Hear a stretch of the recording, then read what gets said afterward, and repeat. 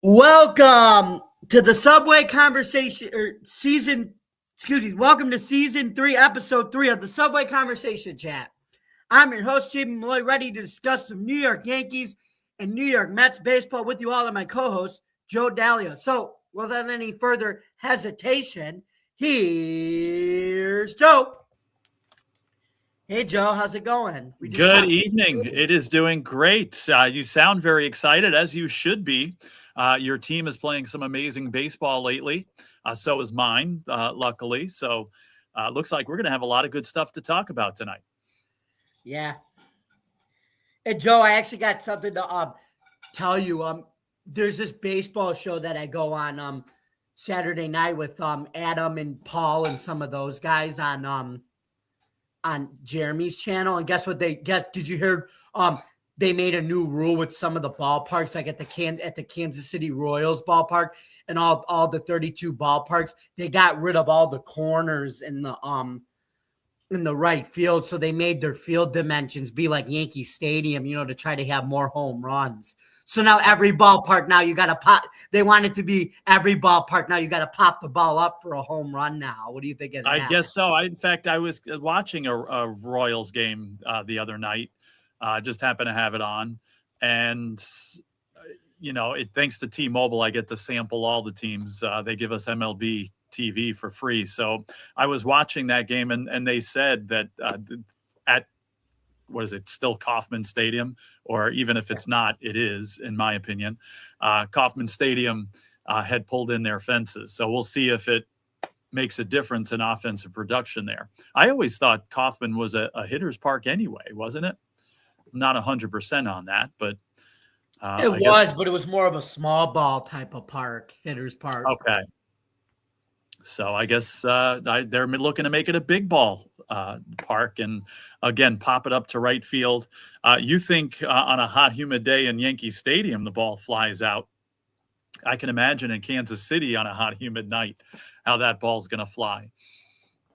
Yeah, because the MLB's trying to, make an initiative. How all the other leagues, like they're high scoring. They're trying to make baseball, more high scoring type of games. Yeah, and I don't think they need much help. You got so many amazing hitters, and the run totals are already a lot higher in the last few years. The home run isn't as big maybe as it was a few years ago, but still, there's a lot of scoring in baseball. So, again, I'm never going to argue with it, but you don't want to get it too far out of hand. But I think the scoring in baseball hasn't really needed much help in the last few years.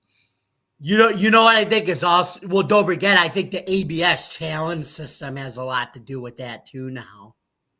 Yep. And I saw it in action just watching the Mets game a little while ago too. It made a difference in the game in a positive way. It went against the Mets, but I'll share that in a little bit. Anyway, so Joe, would you like to start us off with some Mets news? I would love to start us off with some Mets news. And now, as far as like transactions or player movement, nothing really going on there. Now, some injuries here. The good news is the injuries, for the most part, aren't too significant.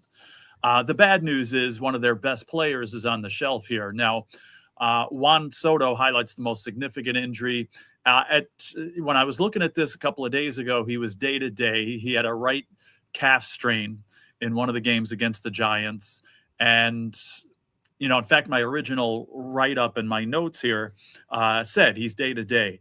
But then it's like an hour after I wrote that, got the notification that he was officially put on the IL, and he's going to be out for about 2 to 3 weeks. So again, hopefully it's just a calf strain. It doesn't lead to anything else. So the question is, can they play without him? Well, so far, I think the answer is a resounding yes. Now, before today's game, because again, I hate when the Mets play afternoon games on our podcast days because it kind of throws off my stats. I usually do them, the day before or even, leading up to this podcast here. But you kind of threw me off here. But anyway, before today, in the 17 innings that he had been out so far, they had scored 17 runs. So Jared Young filling in, doing a great job. Another Met named Vientos, and I'm going to share some of his amazing stats when I get to that segment after you. But still, they're going to miss Juan Soto, obviously. I'm watching today's game. It was a close game, and a few times they had the opportunities the Mets had to break it open. I kept thinking, wow, it would be nice if Soto was here right now, because maybe he would be the one to do that. So he will be missed, although with the level of depth this team has, I think they're in good shape if he's going to be gone only 2 to 3 weeks. Now, a couple of minor things here, too. Brett Beatty jammed his thumb on Saturday, I believe, and he missed Sunday's game, and he was day-to-day. They weren't sure how he was going to do. Or when he was going to be back, if he was going to be out a little bit longer. That question was answered today, though, because he did play in today's game. So he did okay. I think he went 1 for 4 in today's game. Didn't seem to show any negative effects of that at the plate. Veteran Jorge Polanco, one of the guys they picked up in the offseason, he's dealing with some left Achilles tendonitis. Now, whenever you hear Achilles, of course, red flags go off, and it's something to keep an eye on. Now, what the Mets are saying here is, they're not going to put him on the IL, unless it really flares up. Kind of day-to-day, keep an eye on it. A little more rest maybe than he would typically have. He was going to play first base, but pretty much DHing in the games that he does play. They were considering an IL stent, but like I said, they're going to keep an eye on that. Now, the only thing with him is he's had some injury concerns before, so hopefully this is not something that flares up or again, other things flare up. He did play today, though. I don't think he got a hit in today's game, but he did play. So again, he's going to get that time. He's just probably going to be DHing most of the time that he does play. So that's it basically as far as the minor injuries. I shared some of the injuries last week that I won't revisit, about McGill and, Reed Garrett, who are going to be gone the entire season. So we'll, that's unfortunately going to be the case all year. So again, right now, minor injuries. Again, you don't exactly want to call Soto a minor one, but luckily it's only 2 to 3 weeks, and it looks like he's going to be back in good shape. So that's it as far as Mets news and injuries and things like that here. We'll go over the stats later on. But first, let me send it over to you, Jamie, and let us know what's going on with Yankees news. Certainly. Well, guess what? On the Yankees injury report, guess what? I may have to warm up my vocals because, Joe, this is the first time you're going to hear this name this season. It's none other than right-handed pitcher Clark Jaimer Schmidt. I couldn't wait for him to get called up. Yep. Who's recuperating from Tommy John surgery. Schmidt planned on throwing bullpen sessions at the end of March. This is a major progression as it shows his transformation from throwing on flat ground to pitching on a mound. Mm-hmm.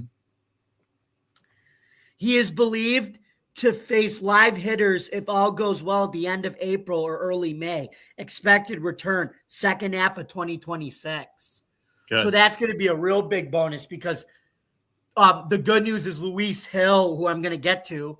I'll hold that for a second. He was from elbow. He's still recovering from elbow surgery. Hill's return to the team could come as early as Friday, as the Yankees first came back at Tropicana Field in Florida. So they expect them to make a season debut in Florida, which means no more 4-man rotation. Yeah, there you go. Now, Jamie, I'm going to steal some of your thunder. You know what the fans are going to do when Schmidt gets back, right? What? They're all going to cheer. Da, da, da, da, da, da, right? I got it. So anyway, he made a start this past Sunday for AAA Scranton Wilkes-Barre against the local team from my neck of the woods, the Rochester Red Wings, the Nationals Farm Club, and they won 16-5, the Scranton did. So if all goes well, the right-handed pitcher may be elevated to the Yankees rotation this Friday as the team travels to St. Petersburg to take on the Rays. So the good news is, like I said, they're not going to have the 5-man rotation. They're not going to have the 4-man rotation, and that means he's another placeholder to come back for when Carlos Rodon and Garrett Cole eventually come back. So they could have all their guys back for the first half, and then if Clark Schmidt could come back in the second, this pitching staff could be lights out. We'll see. Yeah, that's right. A lot of depth. And of course, you need that as you get closer to the postseason too, which they're probably going to be a part of. And their depth in the minor leagues is really good too. Like Ben Hess had like 7 strikeouts in his first game this year with AA Somerset, so that's good to see in the minors. And then Carlos Lagrange, you're not gonna believe they said he blew up the Raider gun at the Rochester Red Wings. He was actually toppling 103 on his fastballs. Oh my goodness! As a starter, he's in AAA, and guess what? They may want to call him up too for the prospect initiative, so they could get an extra first round pick. So they got pitchers everywhere from all levels of the minor leagues to their bullpen and even to the majors. So they're set there. And anyway, back to our regular schedule program. The Bombers haven't played at Tropicana Field since July 2024. It was devastated by Hurricane Milton in October 2024. It drove the Rays to play their 2025 home games at George M. Steinbruner Field in Tampa, Florida. Okay. Yankees make history on Saturday with win in the longest 9-inning MLB game since the introduction of the pitch clock. Wow. The New York Yankees-Marlins game took 3 hours and 47 minutes with the pitch clock and with pitches galore. The MLB last had a 9-inning game go that long was a 3-hour, 57-minute game with runs aplenty as the Boston Red Sox won 13-9 over Baltimore on September 27, 2022, as per Eliash. So that was the longest game go that long was that was before the pitch clock. But Joe, get this. I wonder if you know this since you're a Mets fan. The last high for a 9-inning pitch clock game was a 3-hour and 45-minute thriller when the then Oakland Athletics defeated the New York Mets 7-6 on August 15, 2024. Do you remember that game or not? No, I don't actually. That's interesting that the Mets would be involved with that. Before the pitch clock, I mean, a game like you were talking about, a 3-hour, 50-minute game would be the norm, but no, I don't remember that Mets game. That's interesting. Mm-hmm. So anyway, New York and Miami totaled a combination of 379 pitches by 13 pitchers. Wow. And the Marlins hurlers threw 10 walks, increasing their total to their total to 21 through the first 2 games of the series. The Yankees had 21 walks in the first 2 games. Of the 21 runners left on base, 12 were by Miami. So if we do the math, what does that mean for the Yankees, Joe? 9 were left over. That's it.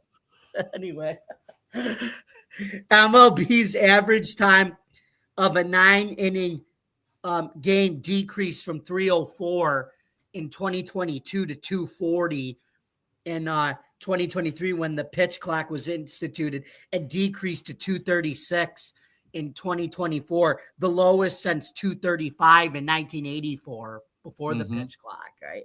Mm-hmm. In 2025, it climbed up to 238.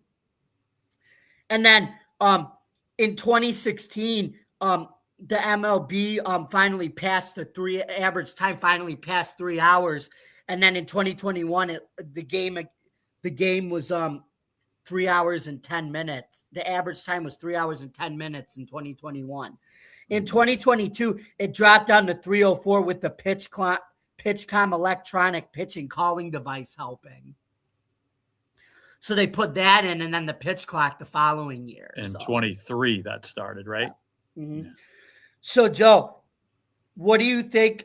Or what do you think of that Yankees game past your Mets for the longest 9-inning game in the pitch clock era?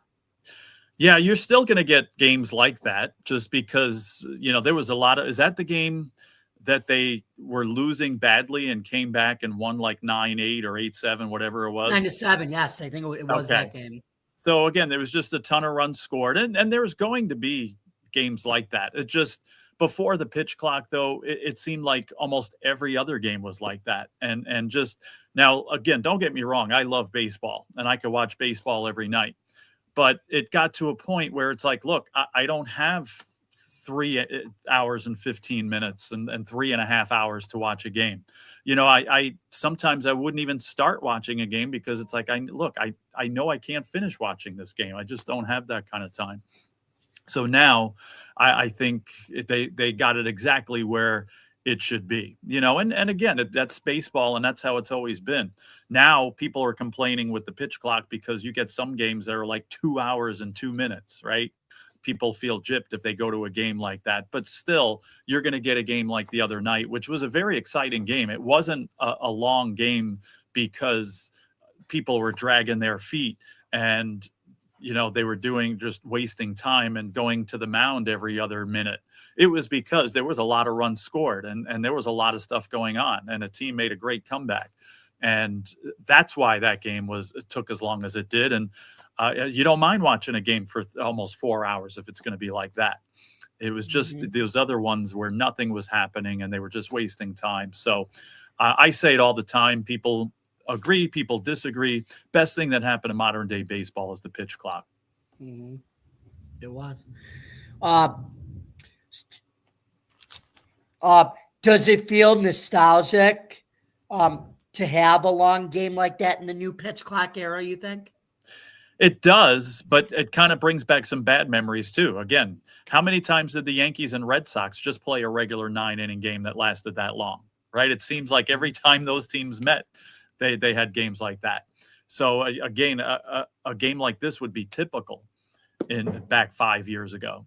So yes, it's kind of nostalgic, but it's funny because back then in 2021, when these games were taking 1,000 years to play, I'd watch old games and get nostalgia and be like, okay, why can't the games be like that? Look at the pitcher. He's getting the ball. And what does he do when he gets the ball? He throws it. And then he gets the ball back. And guess what he does? He throws it again right away. And why can't these guys do it today? Now, luckily, they're forced to. So that was the nostalgia, that I had back then. But yeah, I'm just glad we have what we have now. Mm-hmm. Yep. Anyway, Giancarlo Stanton used his bat, but he also used his legs. When has that ever happened? The nimble Giancarlo Stanton. Yeah, right. I'm listening because I want to hear about this. Okay, here we go. The Yankees have been embracing aggressiveness and athleticism as their defining traits Saturday. And also added resilience too. The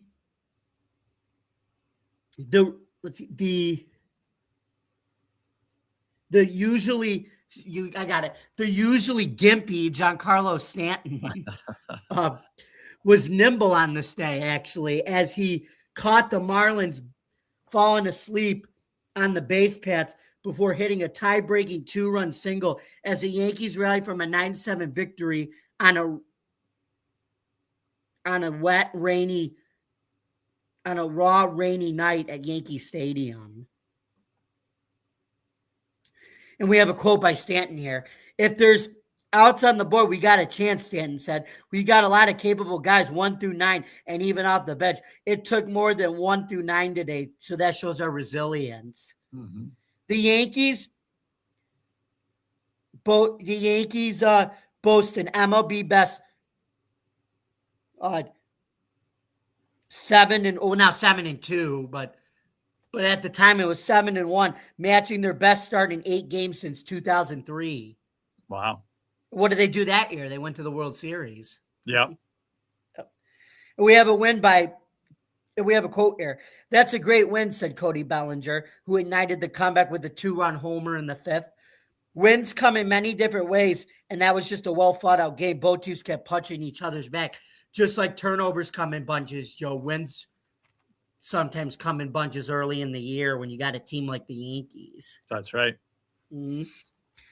And anyway, New York climbed back to erase an early 4-0 deficit. Bellinger's first homer of the season rattled starter Max Meyer and a toward for his fifth inning error which brought in a run. A 3 spot in the sixth changed the outing with hits from Trent Grisham and Aaron Judge driving in runs. Then Bellinger lifted a sacrifice fly to give the Yankees their first lead of the game. We have a quote here. The quality of at-bats never went away, manager Aaron Boone said. It is a scoring competition, not a hit competition. It seemed like everyone had a big at-bat tonight in some way, shape, or form. Stanton began the seventh inning with a walk.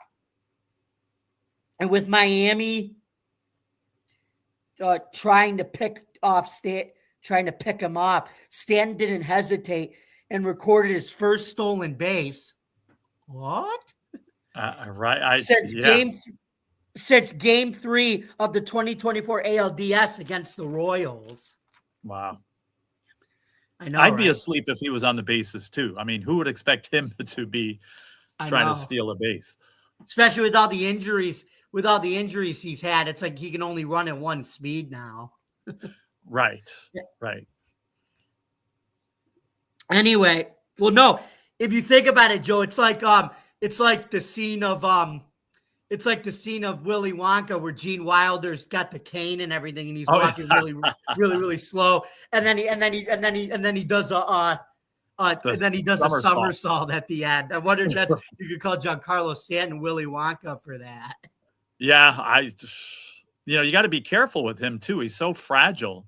You don't want him to be like on the IL and it's like, well, how did he get hurt? Stealing a base? Right, yeah. I forgot. I didn't think about that. So let's see. After advancing on a ground out, Stanton ran for base, ran for home on a wild pitch to the excitement of his teammates banging on the dugout rail. And we have another quote from Belly. That was good. The boys were fired up, Bellinger said. That was a huge extra run there. He's just playing really well, and it's really good to see. Their pitching, unfortunately, wasn't as sharp as Stanton, which that's usually not the case. Right. Not that night, anyway. Right. Ryan Weathers, son of 1996 Yankees World Series pitcher David Weathers, stumbled in 3 2/3 innings pitched. He threw 88 pitches for 53 strikeouts. The 53 strikeouts were good, just too many pitches in the third. Mm-hmm. So he was still at least delivering strikeout stuff. So that's encouraging. Yes. It was the first Bomber starter, to allow at least 3 hits this season. We have a quote from him. I was ahead in the counts and just couldn't put guys away, Weathers said. When I was over the plate tonight, I gave up a lot of weak contact and some weak hits. Those, I just have to live with them. This offense can win us a lot of ball games. And we have a quote too. Camilo Doval had a rocky outing in the 8th, giving up Javier Santana's game-tying 2-run double. The Yanks responded in the home half, including Stanton's grounder, fueling Michael Peterson, which scooted past shortstop Otto Lopez to put New York on top. And we have another quote here. He gave me his whole arsenal, so I just wanted to stay back and make him play defense, Stanton said. It wasn't ideal conditions out there, so as long as I put the ball in play, it was important. The 9th was sloppy as jazz. Chisholm Jr. was slow delivering a throw to first base after fielding Lopez's inning-opening grounder, a play that Boone said should have been completed. And we have a quote. He just kind of laid back on it, Boone said. Credit to Lopez, who was getting down the line in a hurry. Chisholm probably figured he had plenty of time, but when he's got to close on it, we got to make that one. Lopez was marked with an infield hit that set the tone for David Bednar's 33 pitch inning. 3 nights. 3 nights after a 40 pitch outing in Seattle. Bednar struck out Griffin Comais with the bases juiced on 3 pitches for his fourth save. He phrases this saying, "Buckle up, find a way no matter what." And we have a quote here. I just think it just shows the leader or the grit of our ball club. Bednar said, "We got a really talented group. It really tested us today, but we came out on top." So, Joe, what do you think of Stanton and Bednar stepping up during pressure cooker situations to win that game 9-7 on Saturday against kind of a upstart Marlins team, an up-and-coming Marlins team? Yeah, good teams win games that they're not supposed to win. And the Yankees were not supposed to win that game. I mean, just they were outplayed for 7 innings, or I didn't see that game. I saw them getting crushed. I saw the score. And then I was shocked when I saw the score later that night or in the morning, whatever. I was like, how in the world did they win this game? So for those guys to step up and make it happen or help make it happen, I think is incredible. And again, that's what good teams do. How many times have we said it on this show and all throughout, and have we heard it? Good teams find ways to win. Bad teams find ways to lose. Good teams find ways to win. And again, they find ways to win games that often that they're not supposed to win. And this was one that they weren't supposed to win, and they pulled it out. So again, sign of a great team. Mm-hmm. Okay. And how does Ryan Weathers make it through the rough? How does Ryan Weathers make it through? Sorry, let me try again. Okay. And how does Ryan Weathers make it through? Here's a pun: a stormy outing. Ryan Weathers. Well, I'll give you another pun. In order to get through that storm, you got to fight like Carl Weathers. All right, there you go. Oh, I get it. Yeah. Anyway, and bounce back for future starts. You fight through it, and again, I joking there, but half of that is serious. You just fight through it and you learn from it. And, you just like everything in life, you figure out what you did wrong and you try to fix it and you do better next time. Simple as that. Mm-hmm. Mm-hmm. You got to fight for your right to earn starts. Anyway, so let's turn back over to you, Joe, for some more Mets news. Joe? All right. Thanks, Jamie. Great stuff as always. And we'll start with the past week with the Mets, which was a very good one. Didn't start that way. Now, again, I'm going to have to kind of throw in some of the Mets stats here as we go along. So before today, they were 3-2 during the week, a 3-game winning streak. But they won in extra innings today, so we can make that 4-2 now since Wednesday. Okay, and before today, they had outscored their opponents 27-14. So I believe they won 4-3 today, if I'm not mistaken. 4-3 or 5-4. We're going to say 4-3. So that would be 31-17. So that's an average of about 5-3. As far as the Mets winning. Now, they had lost the last game in St. Louis, actually, I think the last 2 in St. Louis, and lost the first game in San Francisco. So they had a 3-game losing streak, but then just exploded in San Francisco and made the Giants look bad. And the Giants have done a good job of looking bad this year. But again, good week for the Mets there. Now, let's talk about some hitting. Now, I kind of stick to the basic stats. I move up in the world every once in a while, like OPS to me is like the gem of easy stats because it factors in on base percentage, it factors in slugging percentage, so the how big your hits are, not just hits. But I found another one here that I discovered because I'm going to use a Mets player as an example. I've been reading about a stat and trying to follow some of these ones. And I've always sworn, Jamie, that I wasn't going to care about launch angle and hard hit rate and all that. But I'm starting to think that these stats actually do mean something. There's a stat called WRC plus. Have you ever heard of that? I have, yeah. Okay.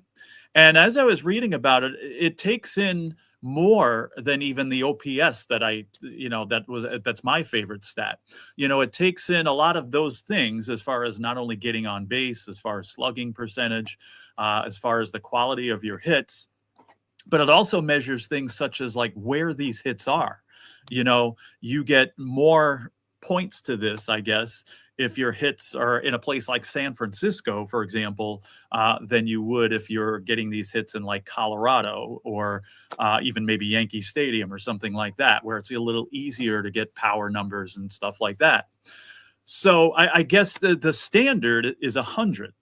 Okay, so if you're over 100, then you're that percentage, I guess, higher than the average major league player. Now, again, I was talking about Juan Soto being out and guys stepping up. Well, Mark Vientos is almost on another planet if you take these stats here. So, again, 100 is the standard, and maybe it's not the biggest sample size yet, but he's at currently a 254 WRC+. So that's like, what, 250% higher than the average. Now, here's some of the simple numbers that will help that. A 476 batting average over this time. Now, this doesn't include today's game. Again, I hate when those games happen because I'm going to give you a whole bunch of stats for him and for some other players. And today's game, it was like almost exactly the opposite. So Vientos had a subpar game today. Of course, now that I'm reading all this information, but I'm going to read it anyway. Before today, 476 batting average, 714 slugging percentage. All right. And that's in 7 games, with 23 plate appearances. Now, his strikeout percentage, this is another thing. I didn't look up, I should have, what the average strikeout percentage is for a major league player as of now. His is only 13%.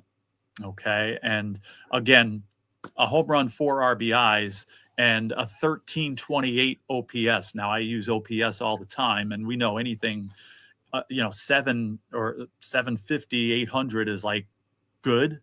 I mean, he's at 1328 as far as OPS. So kudos to him. And again, if players are going to step up like that, I talked about Jared Young, who had a couple of great games, in replacing Soto over the weekend. If they're going to have games like this, that's going to make these 2 to 3 weeks without Soto go a lot faster. Okay. Luis Robert Jr., I was curious to see how he was going to do in a place like Citi Field where offensive numbers are not as easy to attain as maybe they are in Comiskey Park. But he's doing pretty good. Now, his thing is walks. He's got a 21% walk rate here, just finding ways to get on base. And I think he had a walk today as well. And his WRC plus is 173. And he's stealing bases too. He's got a couple of steals as well. So, he wasn't really, I don't think, going to be counted on to be a speed guy, but he's playing some darn good center field, first of all. And compare that to the power they have in the lineup. And he's actually been one of the most powerful guys anyway. He got the walk-off hit like the second game of the year. And, again, a couple of stolen bases and getting on base and scoring runs. So definitely a great start for Robert Jr. so far. Now, Francisco Alvarez is the early home run leader for the Mets. He had 2 this week. He's got a total of 3 for the season. That leads the team. Nobody else has more than 1. but 1,000 OPS this week. So nice job by Francisco Alvarez, even finding ways to get on base today. He had his hands sawed off in 45 degrees, holding the stick of the handle of the bat is running to first. He got a hit out of it. And just, again, him too, finding ways to get on base. Marcus Semien with a home run, 4 RBIs, 1,008 OPS this week. Even Tyrone Taylor, even though he only hit 154, a home run and 4 RBIs. As well. So some good hitting performances. Hopefully the real Francisco Lindor shows up. He had 20 at-bats this week, 2 hits, and I think they were both singles. So he does not have a home run or an RBI all season. So that's a little on the crazy side. Let's look at pitching here. Now, the Mets pitching has been amazing. A 2.53 ERA before today's game.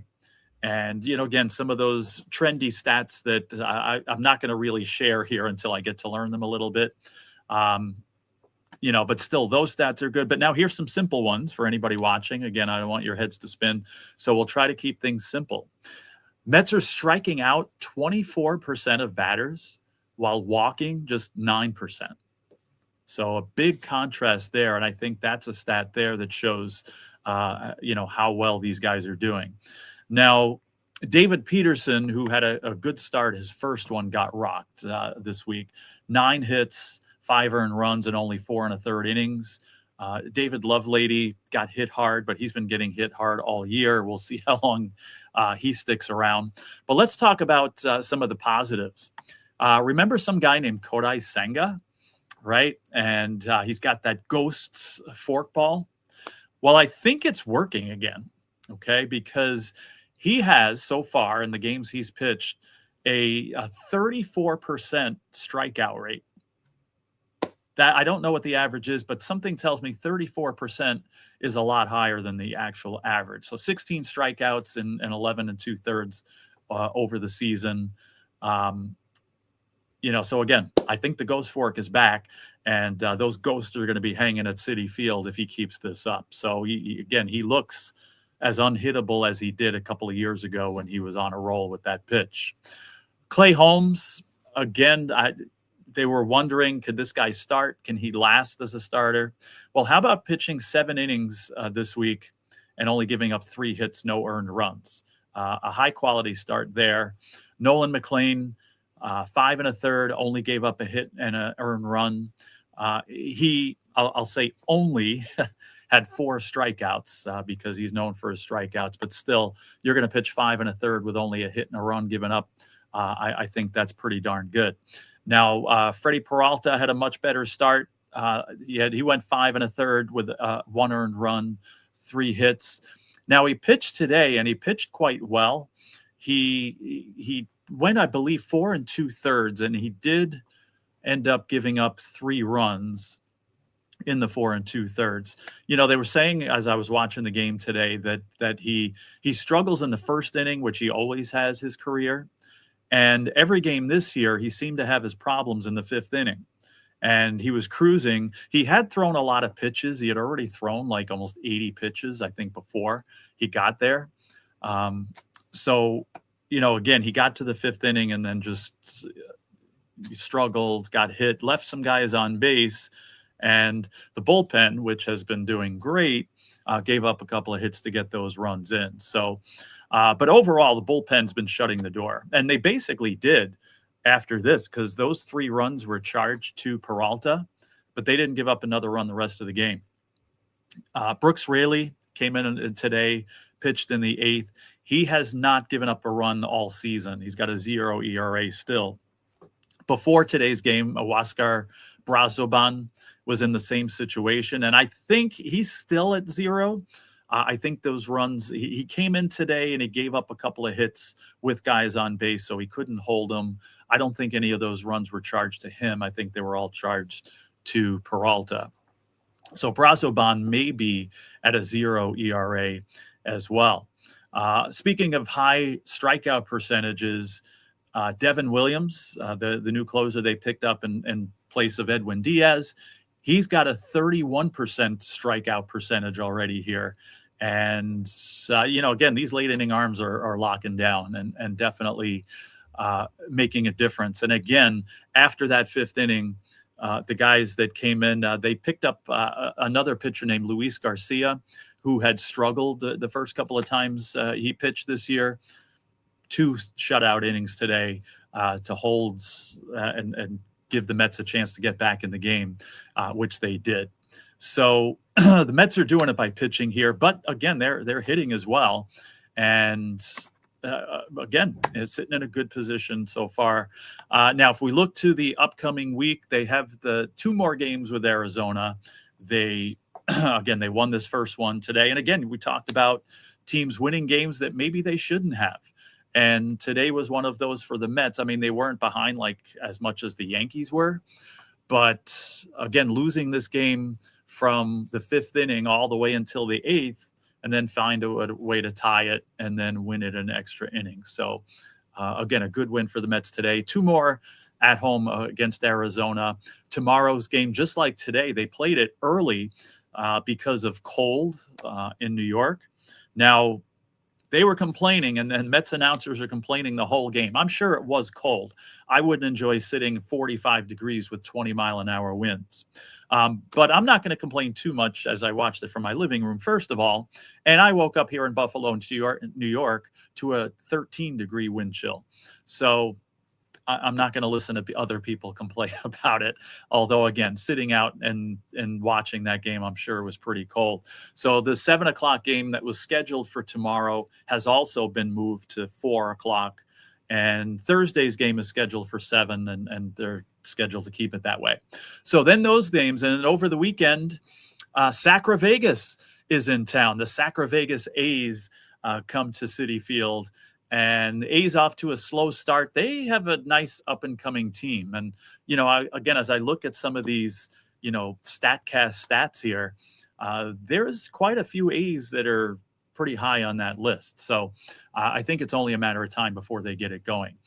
So hopefully, the Mets are getting them now while they're still struggling, and they could take at least 2 out of 3 from that series against the A's. Now, this time next week, we're going to be talking about 3 games in Los Angeles. What do they call it? Chavez Ravine, Dodger Stadium.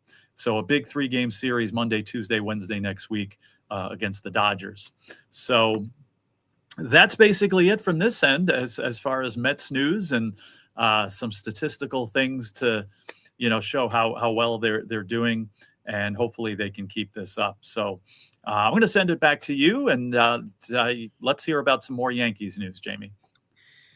Well, thank you, Joe. So now we're going to talk about Ben Rice. How has Ben Rice been whole grain at the plate so far this season? You want to talk about StatCast before you get to that? I'm looking at the StatCast list. I think Ben Rice has got to be one of the, if not the best hitters in baseball so far, but I'll let you explain further. Mm-hmm.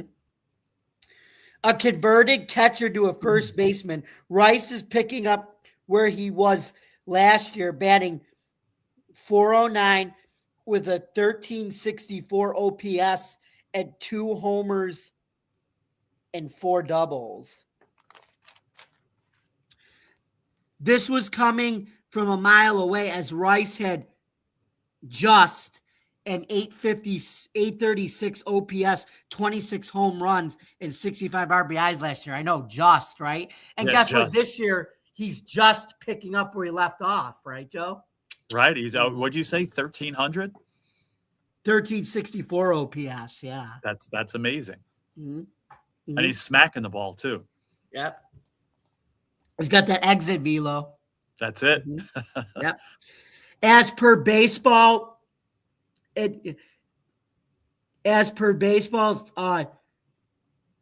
scoring, Rice was, as per baseball score, Rice was one of the most unfortunate hitters in 2025. Mm-hmm.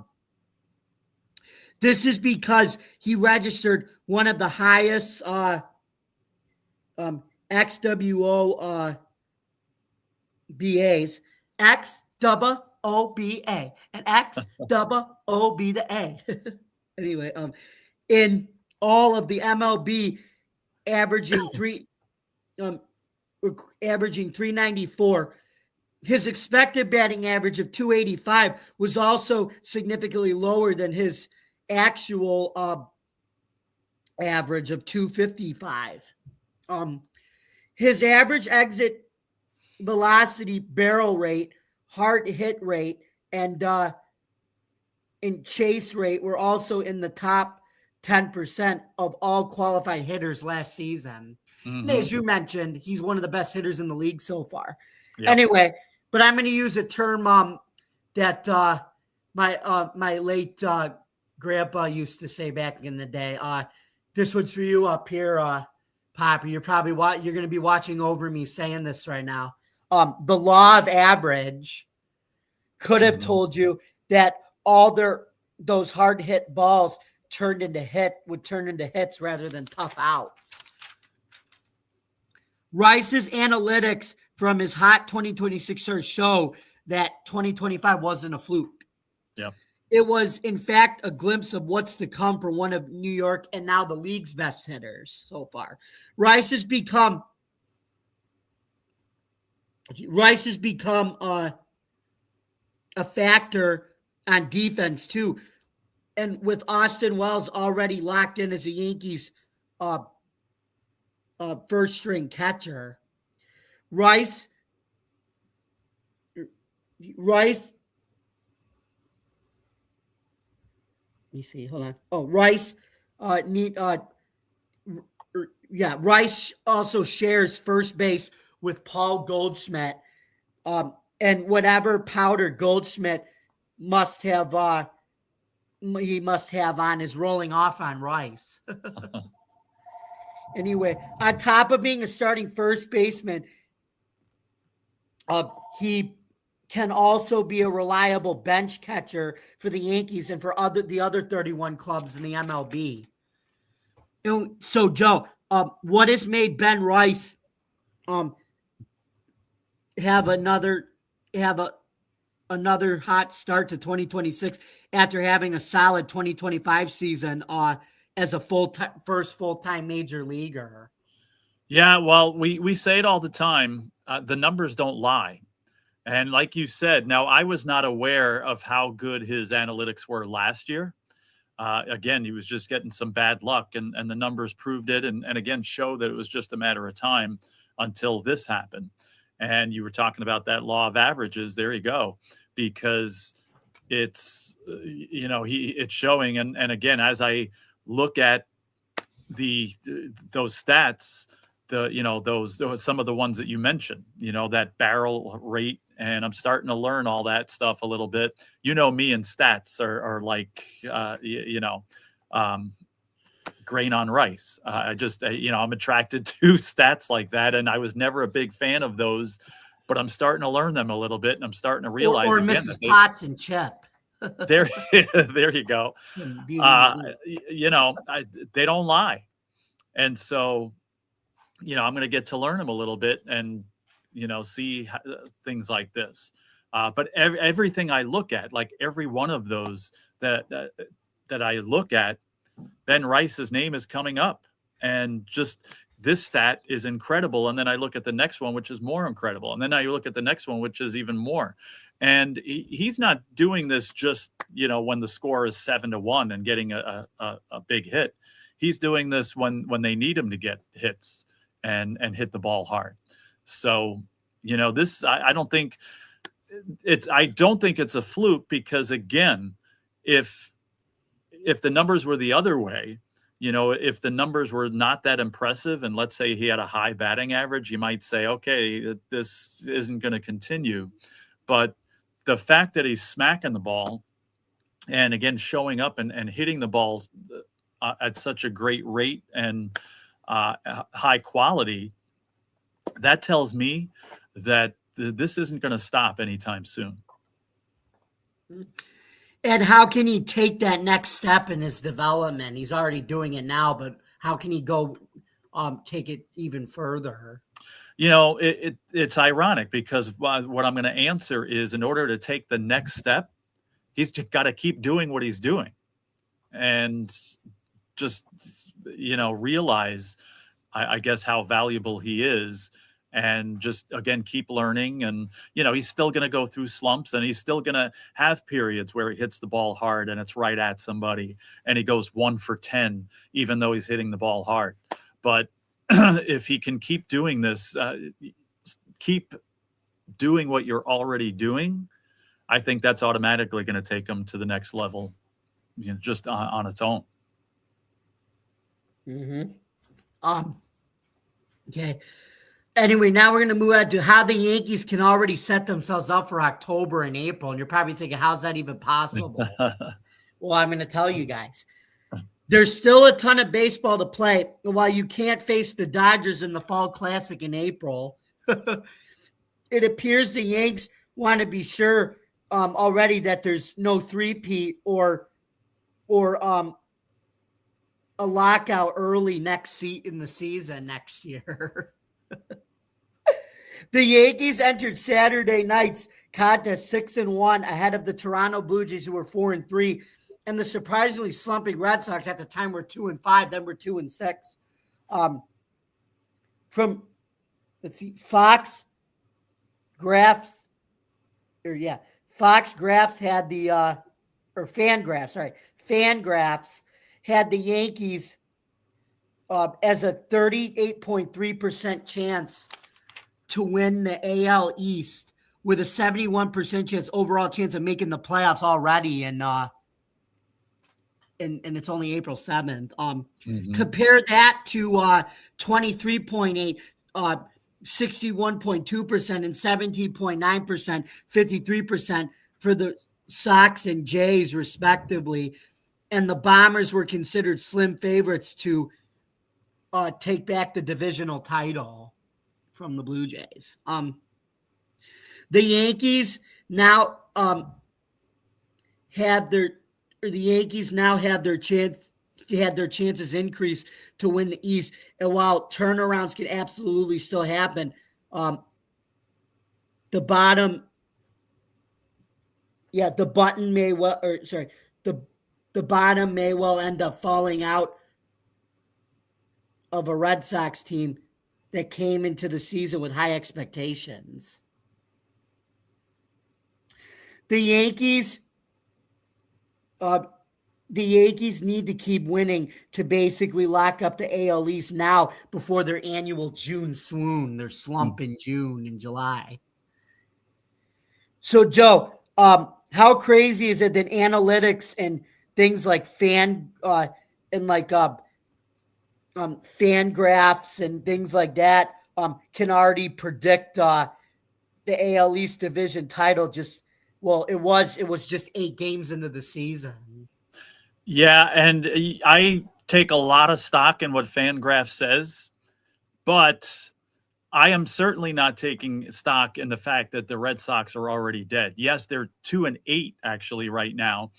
And I was listening to something on MLB radio today talking about how Red Sox fans are up in arms and already, creating havoc and complaining and stuff like that. But if anybody thinks that the Red Sox are done at this point and they're not going to be in the thick of the race at the end of the season, I think they're sadly mistaken. And, I know I'm saying this in front of a Yankees fan who would love to see it happen, but there's no way that the Red Sox are going away anytime soon. So yes, the Yankees better keep on winning. Every team goes through slumps over a 162 game season. The Yankees are going to have theirs at some point. The Red Sox have theirs now. And I think that's all it is. Just in June, if the Yankees go on a 2-8 skid, yes, people are going to be upset and a little concerned. But I think because the Red Sox one is right here in the beginning of the season and you don't know what's ahead, I think it's a little more nerve-wracking here. But this is so different than it used to be. And I've shared this before on this show. I probably told you that back in the day, 20, 30 years ago, it was exactly the opposite. The Yankees would always get off to slow starts. And, in high school and college, I would, this would be my only chance all season to pick on my friends that were, I was a Mets fan, they were Yankee fans, and to laugh and say, oh, that's it. The Yankees are going to stink this year. They're not going anywhere. And I actually believed it. But then it was like Charlie Brown kicking the football, because every summer they would go like 40-10 in July and August and be unbeatable the rest of the season and do what the Yankees always did. So this is so opposite the last few years of what happens. And, they start well in April and May, and then you were just talking about that June swoon, and they struggle over the summer. So, it'd be interesting to see.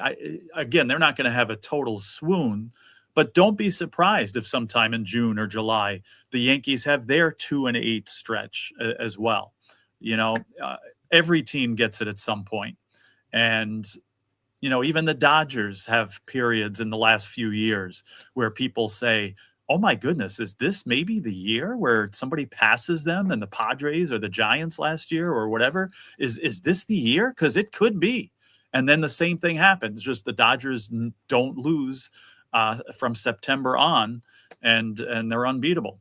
So, again, it's everybody, including the Dodgers, including the Yankees, goes through this. And sometimes teams recover, sometimes don't. All right, look at the Mets last year. The Mets started great halfway through the season. We're one of the best teams in baseball, and hit a skid in July and never recovered from it. So some teams recover, some teams don't. Again, the Red Sox are going to recover from this. I strongly believe it. The Yankees will go through their 2-8 stretch. They're a great team. They're going to recover from it. So I think this year, the Mets go through their 2-8 stretch. They'll recover from it. It's, certain teams don't. A team like the Blue Jays, I think when they go through their 2-8 stretch, that's when they kind of fall off the wayside. Not that they're not a good team, because they're off to a good start this year, and they're proving that maybe they're not ready to go away yet. But, you got a guy named Guerrero in your lineup. You're always in the mix. But still, the Red Sox are long, a long way from being written off. And I'm kind of surprised that Fangraphs did that, just because maybe they're saying at this pace they would do that. But as much stock as I do take in Fangraphs and all of those, statistical sites there, Baseball Savant, all that stuff, I don't take stock in the fact that the Red Sox are gone yet. Mm-hmm. And how, I think you already answered this, but how accurate are these numbers, do you think? Yeah, I think it's just a projection, as, again, a pace thing. Again, as far as StatCast numbers and all the information that Fangraphs and Baseball Reference and all those places have, and again, I'm only just discovering those in the last couple of years, and really, kind of making a commitment this year to really dig into those stats and get to know them a little bit, especially since it's so easy to access now. And, I've learned a lot of computer things and spreadsheets that, computer programs where I can kind of put this to use and to work. So, that's another reason I'm very interested in them. So I take a lot of stock in what Fangraphs and Baseball Reference and all of Baseball Savant, all of those things. I think they're gold. But I think here they're just making a pace projection that a team with as high quality as the Red Sox, I think it would be foolish to think that they're going away anytime soon. Mm-hmm.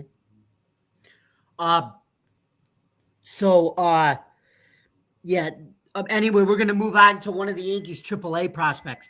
Has Spencer Jones not really improved? That he needs to get him a call up to the MLB. Anyway, after all the success Spencer Jones had in spring training, it's been back to life, back to reality for the prospect, looking to make his big league debut sooner rather than later. It's true that the 6'7" lefty is slugging 480, and while he's batting a modest 240 in 6 games, he's still striking out way too much. He cut that down in spring training, and now he's back to old habits. It's kind of That's weird. not good. But I mean, you don't know. Is it the ABS overturning his balls for strikes? Is he still whiffing at it? Is he not figuring out the strike zone with the ABS? I'm going to ask that later, Joe. But I think the ABS factors into that now, too. Hey, remind me about ABS because I meant to talk about this during my Mets segment here. But it had an effect on the game today. So I'm going to let you finish and just remind me because I forgot to say it before, but I want to share a situation about how ABS affected a game today. Yeah. Oh, we have a surprise guest on, everybody. Dylan wants to come on. Dylan Schmittler. Hey, Dylan, how you doing? Oh, hey guys. By the way, Joe, you're probably happy that the Mets played at what was it, 4 o'clock today? Yes, I got to watch most of the game. I was even more happy that they won. Yeah, and what's going on with the Yankees tonight? They were up 1-0, but I don't know now. I heard last check it was 3-1. We were wondering if one of you guys, or if you guys would join us. Yeah, I'm gonna come on open mic after. But, Okay. Do you guys need the link? I do. I'm going to join you guys tonight. If you could too. send the link in the main thing, then we're both going to be heading over there after this. Let me see. Invite. I'm gonna message you in StreamYard, so you should get it in the studio chat. Okay. Thank you, Dylan. We'll see you. All right. See ya. All right. We'll be there shortly. Okay. Yeah. Anyway, that was Dylan, folks. Anyway. So anyway, the 24-year-old is striking out 55.6% and is just hasn't caught and just hasn't come through in the field into the head yet. Even if he were to cut his strike zone in half, he's still not producing enough walks when he's walking at a 30% rate. So he's striking out 55% and walking only 30%. I don't know. We'll see. Jones needs to stop being a flash in the pan and finally become that consistent player he has to be if he wants to be a full-time New York Yankee. While it is not too late for him to turn it around, he may just show enough for him to be dealt at the deadline and may make his major league debut in another jersey by then. But so Joe, how frustrating is it that it seems Spencer Jones just always seems to show flashes and not bring that firepower to make it with the Yankees and have that firepower to be a consistent hitter, and with him just striking out a lot of time? I feel like he's got the Aaron Judge symptom a little bit, but I wonder. But that's what I'm saying. I want your. Yeah, it always is frustrating. Again, when you got a guy with so much potential and then they take a few steps forward, but then they take a few steps back. And just when you think maybe they're getting to the point where they need to be or where the Yankees need them to be, it's frustrating when they take steps back. So it happens. It happens to a lot of them. And if he's good enough, he's going to learn from it and he's going to figure it out like all the other great ones did. So it's up to him to work through it hey, I'm a teacher. So I repeat this all the time. If you're going to make mistakes, that's not a problem. You just got to learn to fix them and then to take the steps forward that you need to take and to be able to learn how to do that. And if he's good enough, he will. And Joe, how come it doesn't, no one is mentioning that Jones's numbers could be because of the ABS challenge system? I don't think the ABS has that kind of effect on a player, because I can't think of any major league players that are good today because they got questionable calls. Every single player, gets extended at bats because of bad call, of calls that should have been strikes that weren't. And every single player loses potential hits because they get a strike called against them that shouldn't have. So that's been going on for baseball history. I don't think the ABS, to be honest with you, has that kind of effect on a player. To be honest with you, I'll share my story real quick and then I'll get back to it.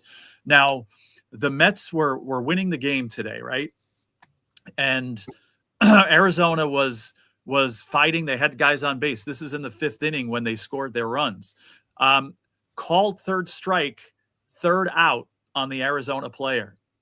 He challenges the call. It gets overturned because they said it was a ball. He gets on base, and Arizona scores 2 runs at that time. If it wasn't for the ABS, they would have called the inning. It was over, and the Mets would have been winning, 3-1. And, Arizona didn't score any runs the rest of the game. Now, I'm not saying this as a criticism. I'm saying this as a praise. Yes, it went against my team today. They were out of the inning and were about to win the game. And instead, the call gets overturned. The team scores 3 runs and goes ahead. So, but justice was served. And that's exactly why ABS belongs in this game, because Arizona would have got gypped in that game and could have potentially lost the game because of a bad call. And that was proven because then the call was overturned, as it should have been, and they scored runs. They ended up losing the game anyway. But there is the perfect first time I've seen this since ABS started in the first 2 weeks of the season, where it actually impacted the game. And again, I'm saying it impacted the game in a positive way, but it kind of did almost determine the outcome. Mm-hmm. Well, looks like we come to the end of our show. So, Joe, where can we find you in the social media AI world we live in on Tuesday, April 7th, 2026, the first Tuesday and first Subway Conversation chat of April? Yeah, which is hard to believe already that we're a third or a quarter of the way through 2026. Didn't it just start, right?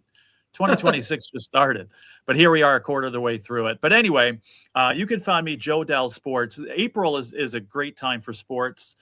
So I am commenting not only about baseball here, but the hockey and the basketball that's going on as well. So plenty of that you could find, statistical stuff, my own takes on it, Joe Dell Sports on Twitter X. And on this network here, catch us on Open Mic in a few minutes as well. Mm-hmm. You guys can find me on Bill's Chat 1 at Bill's Mafia Chat.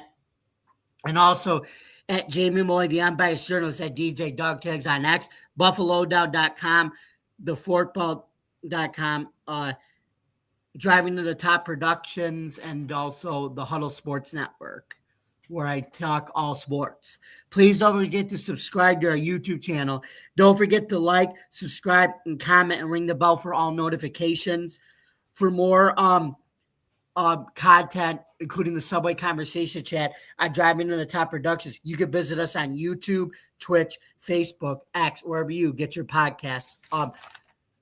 And along with Joe Dalio, I'm Jamie Molloy, and this has been another episode of the Subway Conversation chat here on Driving to the Top Productions. We will see you next Tuesday, folks, at 8:00 p.m. Good night, everybody. All right. Have a great week.